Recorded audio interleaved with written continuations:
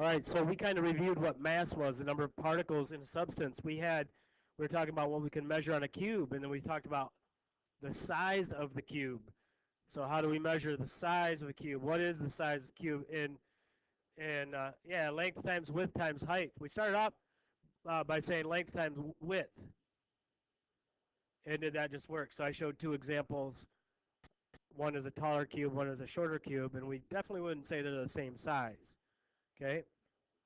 We talked about volume. So mass is the number of particles in an object.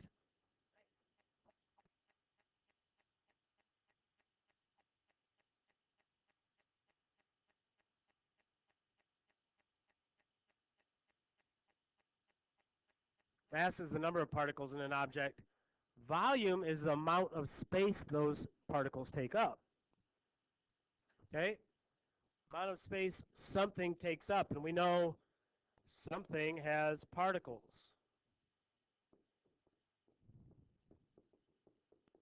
Okay? So these were our notes that we were writing yesterday. We have the formula for volume.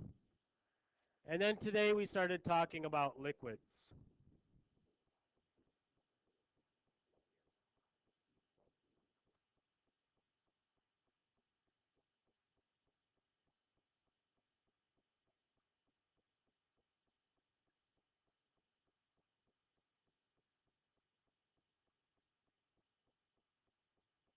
Okay, so we said liquids, we need to do milliliters. Okay, milliliters are a good unit for measuring the volume of a liquid. You guys said you should use a graduated cylinder.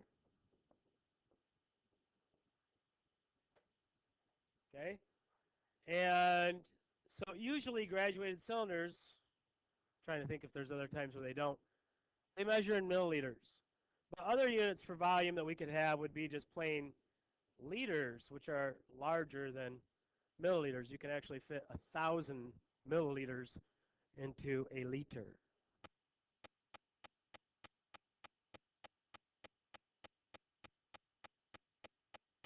So in a 2-liter pop, how many milliliters do you think there'd be?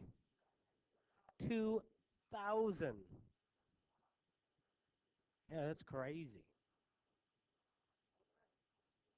Okay. So if we have a graduated cylinder, which looks like, for those of you that don't know, actually looks like this. Oops. This one here on the left, this is a graduated cylinder. All right, so you see it's got those markings on there. You pour liquid in, and whatever the reading it is, that's the number of milliliters. So now let me ask you another question. If we can find the volume of a regular solid like a cube, or maybe a rectangle that has a side for length, a side for width, a side for height, and we can just multiply those three things together. I can't draw a regular object here. I didn't realize I had more stuff on this slide. But what would we do if we had an object maybe that looks like this?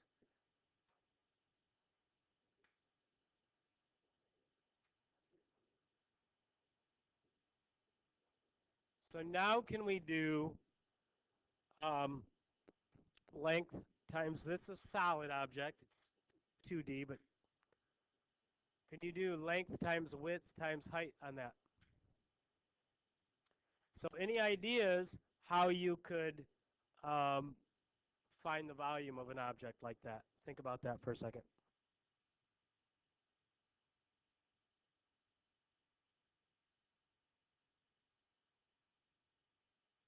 Any ideas how we could find the volume of this object? Rachel?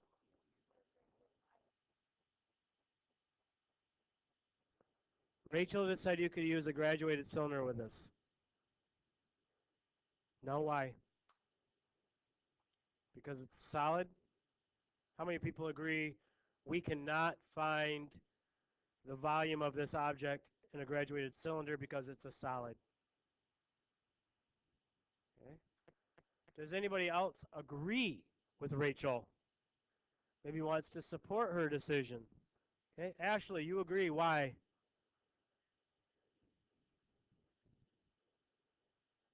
That's what a graduated cylinder is for measuring the volume of solids.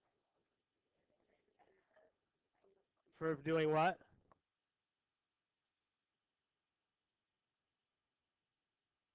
What'd you say? You can stick a solid inside of a graduated cylinder? Can you stick a solid inside of a graduated cylinder? Yes, you can. I mean, depending on how big the object is and how big the graduated cylinder is, right. Obviously, you can't fit like a car into a graduated cylinder, or a car engine for that matter. And car engines, a lot of times they talk about the volume of those, how much space they take up. A lot of times that's what they tell you the size of an engine is. What do you think CCs stand for? On a motorcycle, if you ride a motorcycle like a dirt bike that's 250 cc's, what do you think the CC stands for? Any ideas? What do you think the CC might stand for? You got a motorcycle, and it's a 250, which means it's a 250 cc. What does the CC part stand for? What?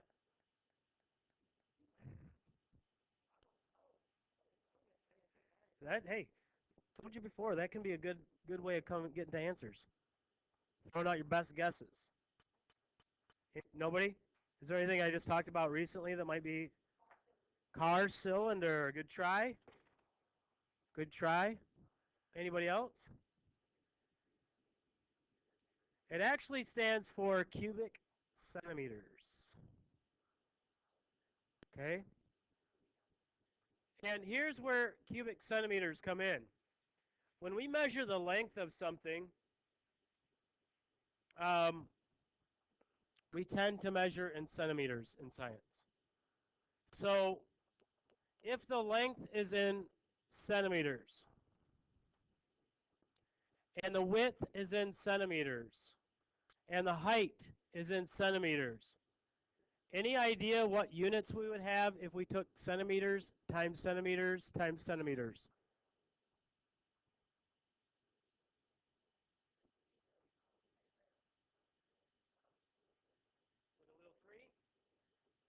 Centimeters to the third power.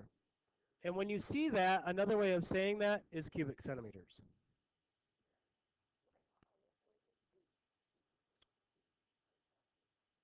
Yes, centimeters to the third power a lot of times is just called centimeters cubed or cubic centimeters.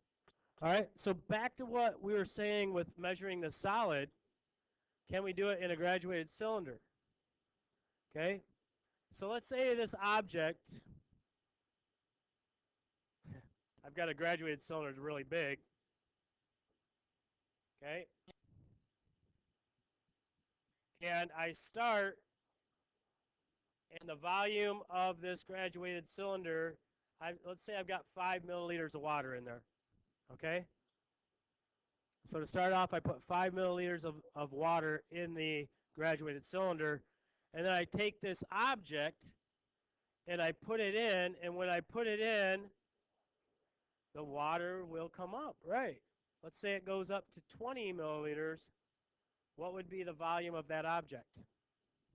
Yep, 5 to start, put the object in, it goes up to 20. That means the volume of that object is 15 milliliters. This is a technique you need to know about called displacement.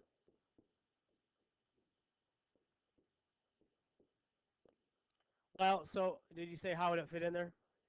So when we're doing volume of solids this way, we would either have to have a super large container or a super small object. Okay? Like if I took a bunch of pieces of metal that were just tiny pieces, like the size of rocks. Oh, I was going to say.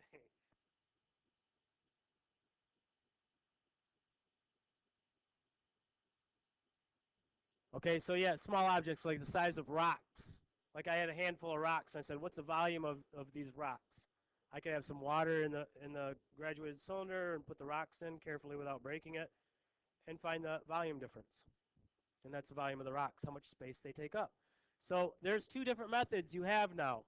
You can measure three different sides, or you could do displacement in a graduated cylinder. Now let me ask you this question real quick. Just think about it first. Don't say anything. But other than just knowing that one of these things is a graduated cylinder, um, which one of these do you think is better to measure volume? The graduated cylinder on the left or the beaker on the right? You probably can just say right away, but I want you to explain why. So think about that for a second.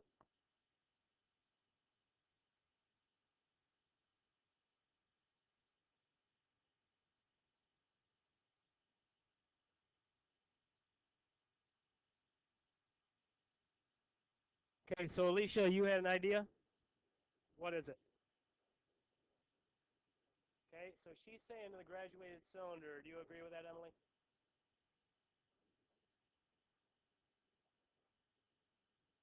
You would have said beaker. Michael, what might you have said? Graduated cylinder? Okay, so Alicia, do you want to tell me why you would pick the graduated cylinder?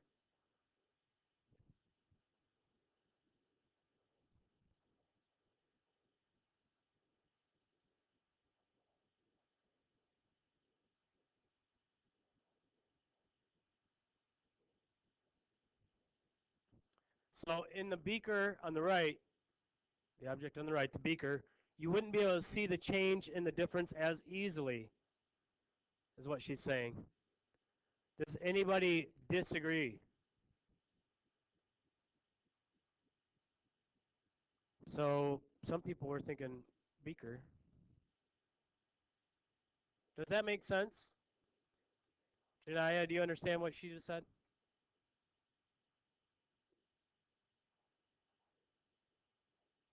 Yeah, yeah.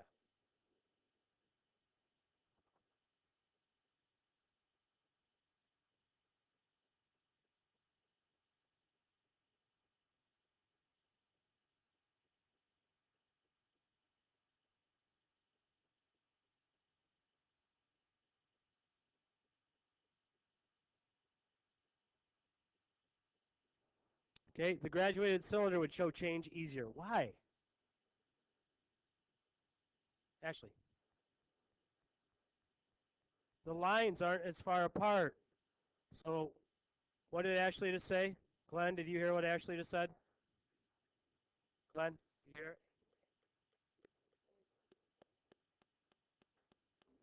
it? Close. Did you hear it, Janelle? Make sure you hear this one, Glenn.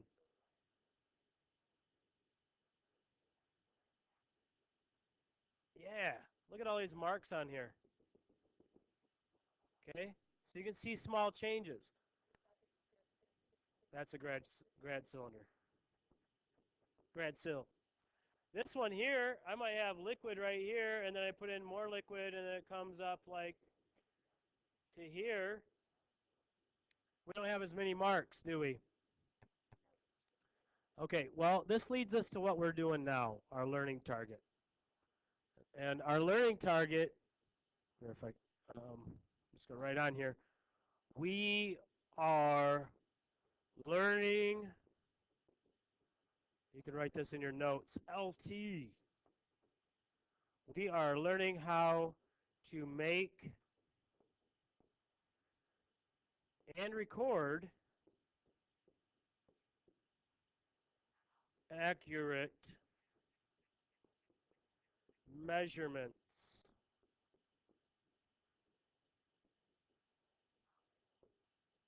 Okay, can you see that? We're learning how to make and record accurate measurements.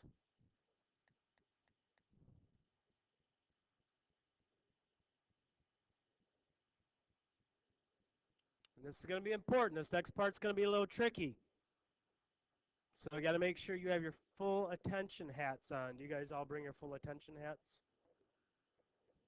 You guys didn't bring them today?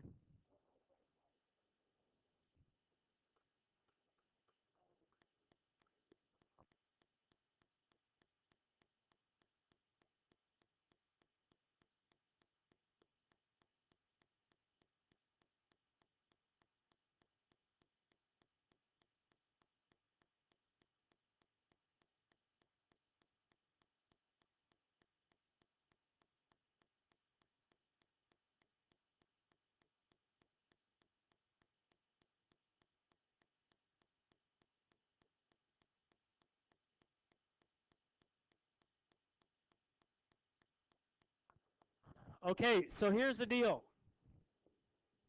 Alicia was right on that. And some of you others that contributed were right as well. About having more lines. We can see changes easier. Well, the equipment we use is important in making accurate measurements. It's not just about can you look at something carefully and look at the equipment carefully and write down what it is. No, it's also about these things called significant figures. Sig figs, that's right. It's not too bad. I'm going to try to keep it simple right now so that we can go into an activity we're doing. But here's the deal. The first thing you have to understand with significant figures is places. Okay? So place values. So I'm going to draw these little spaces here. I'm going to draw a decimal point, some more spaces.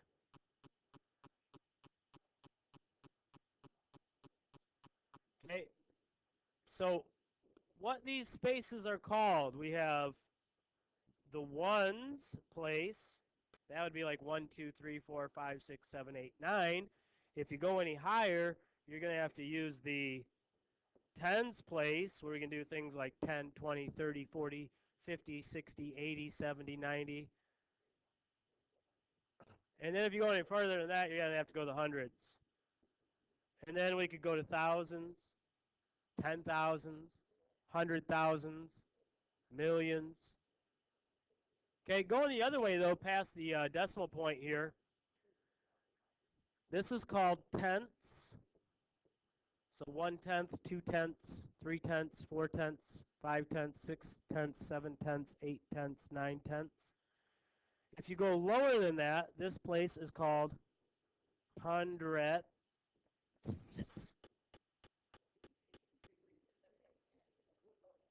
Okay, and then if you go farther than that, you have 10 hundredths. Oh, thousandths. Thousand.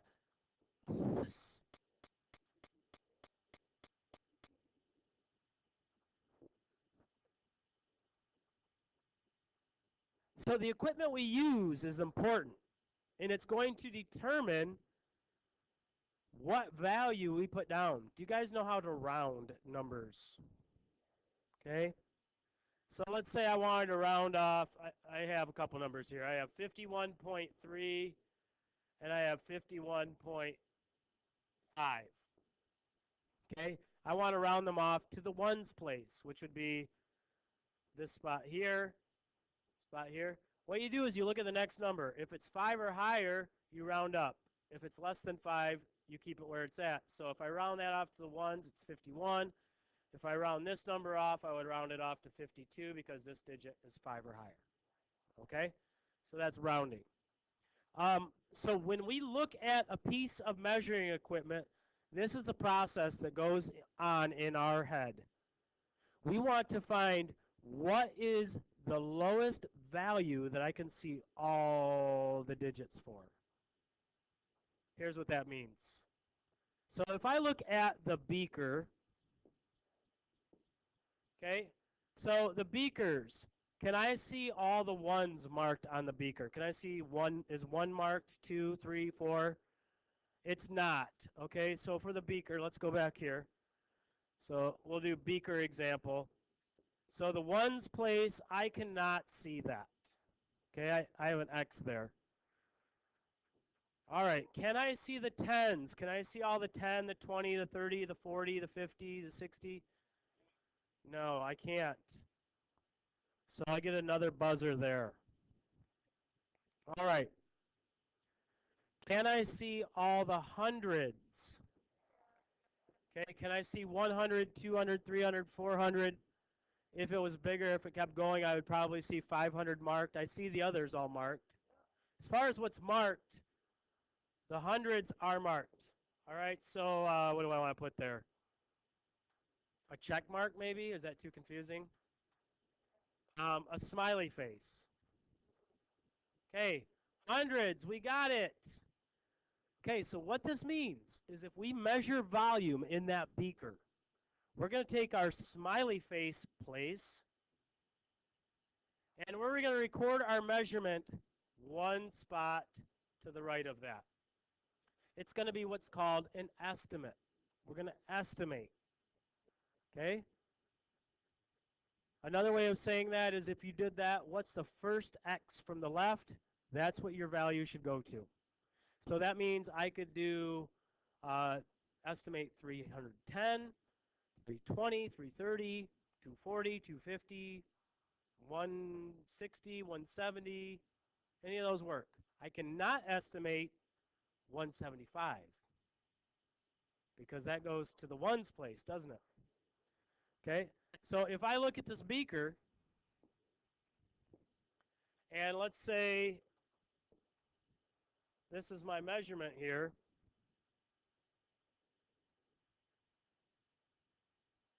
what would you guys estimate that to be? 220, I heard. Any others? Somebody said 270.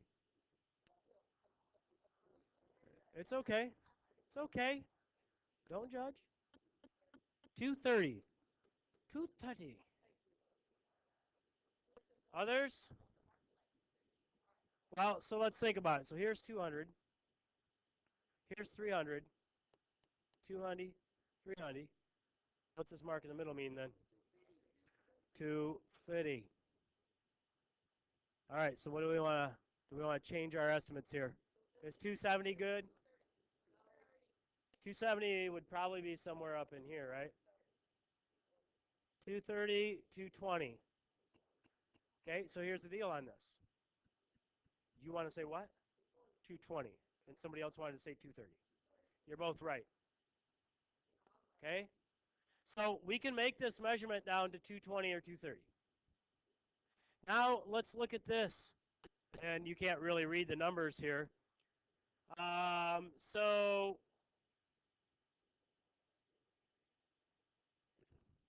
this is rough. Let me do it on this example here. So I've got a beaker, or sorry, a graduated cylinder. Okay? And the graduated cylinder has some marks on it. And these marks are 1, 2, 3, 4, 5, 6. They're in milliliters. All right. So let's go back to our diagram here. Can I see all the ones on the graduated cylinder? So can I see all the ones on this graduated cylinder? 1, 2, 3, 4, 5. I can, yes. All right. So in the ones place for the graduated cylinder, I'm going to have my smiley face. That's my smiley face place. Could even go farther. Can I see tenths? Can you see 0.1, 0.2, 0.3, point? No, you can't. All right. So that is going to be my smiley face place because the smiley face place should be the farthest to the right that I have a smiley face. Again, go from the left to the right. Where's your first X? That's where we want to record our measurement. So let's say I've got this. So here's Gabrielle's meniscus. All right, a little dip in the middle. Okay, and what should we record this as? as 5. How many people agree? Jay, you agree? Nobody else agrees? 5.2. Is it right at 5? Why did you say 5.2? A little above the line. Any other reason why you might say 5.2?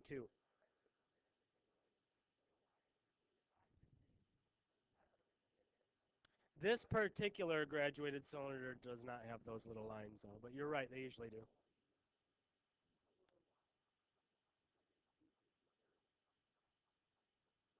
Okay, I'll tell you, out of these two measurements, I like this better, but I don't like it a lot. What's wrong with this one? What is our recorded data for this measurement supposed to go to? It's supposed to go to the tenths place, isn't it? Because that's the last mark on that's the smallest mark on the graduated cylinder. But it's where the first X is where we want to estimate to. So take the smiley face and go one spot to the right. That's where our measurement should go to. Okay? Did you get that or no? We're going to get practice. So 5 doesn't go there, right? What if I told you that meniscus does go right on the 5? How could you write that with the proper number of significant figures? 5.0. I would like that even better. So now you get to see comparing those two things, the graduated cylinder, the beaker. The beaker, you had to estimate every 10 milliliters. We couldn't even decide whether it was 220 or 230. Here, we're going all the way down in the ones place and estimating all the way down to a tenth of a milliliter. You see how this is much more precise? Okay, so that's what we're going to be working on, making some measurements.